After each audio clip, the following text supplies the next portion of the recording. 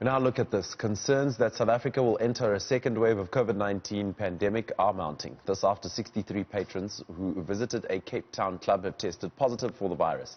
Many other countries have experienced the second wave of infections. The United Kingdom and France are currently battling a resurgence. South Africans appeared to have become complacent when the country moved to level 1 of the lockdown.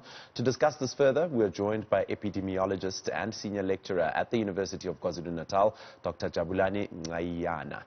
Dr. Jabulani, thank you for your time and thank you for joining us on Weekend Dawn this morning.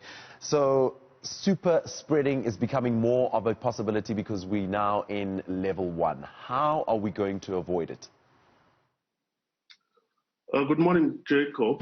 Thank you for having me. Well, we're going to avoid it by sticking to or adhering to the public health measures of wearing a mask, keep social distancing, and maintaining hand hygiene. So let's talk about the situation in Claremont, in Cape Town, that took place there, where so many people were infected, and this is where this super spreading obviously took place. Should establishments then not be doing things like selling cheap alcohol or changing a venue from a club to just a bar to be able to accommodate people? Should there be stricter limitations on the number of people attending events, and should there be stricter limitations from the venue itself? Jacob, yes, I think that should be the case. And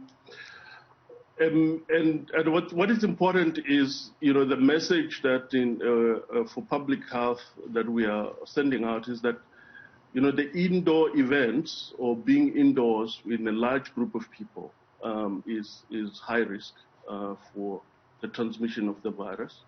So as you know, the bars and the restaurants, you tend to be indoors and you are there for a longer period of time as well.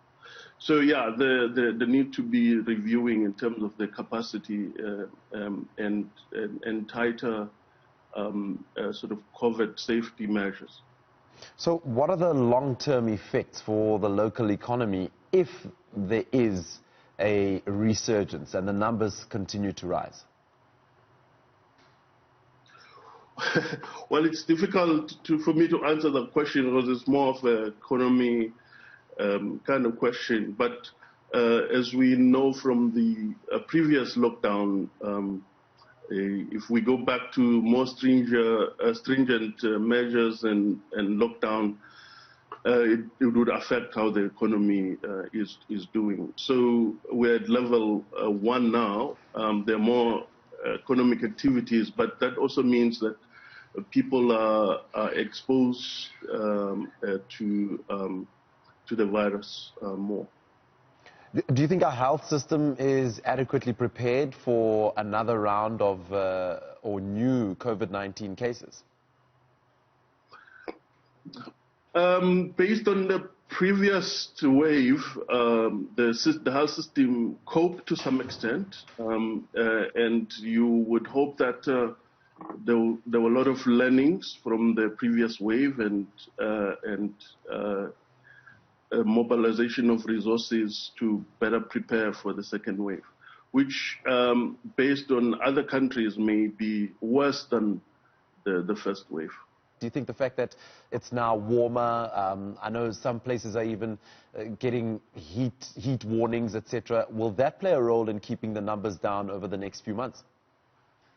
Well, Jacob, I think the most important thing for the viewers to understand is not so much about the weather, but it's about how do we behave. It's as you know, like Europe has just passed, gone through the summer, which way we are heading, and this is after their summer that now they are experiencing their second wave. So the behavior in terms of in the summer, people are going out, they're going on holidays, they are having parties. So these are the events and behaviors that facilitate the spread of the virus. Not necessarily the weather itself. The virus isn't much affected by the weather itself, but it's what do we do what is our activities in that season. I want to question the process of checking one's temperature and filling out a form, for instance, when you're arriving into a building or even arriving at a venue, even if it is a social one.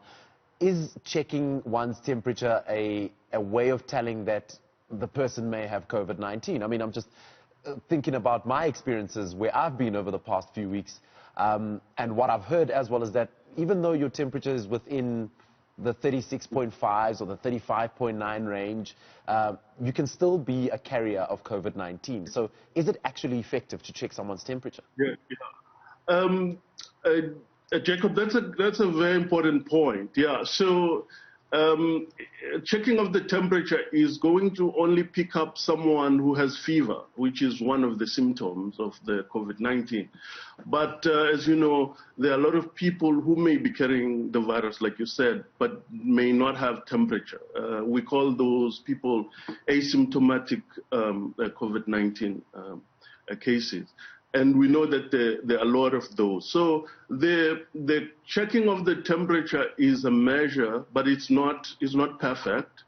That's why you still have to maintain social distance, wear mask, and practice hand hygiene. So the checking of the temperature does not substitute those measures. All right, Dr. Jabulani Ncayiyana, we'll leave it right there. Thank you so much for chatting to us on Weekend Dawn. That was Epidemiologist and Senior Lecturer at the University of KwaZulu-Natal, Dr. Jabulani Ncayiyana, chatting to us about what has been going on with the possibility of a resurgence. As you heard there, at least 80-odd people in the Western Cape have contracted the virus after attending an event at a club which is now known as a bar. And alcohol was sold for free, and a lot of the ones that were affected, alcohol was cheap actually, or it was a buy one, get one free situation.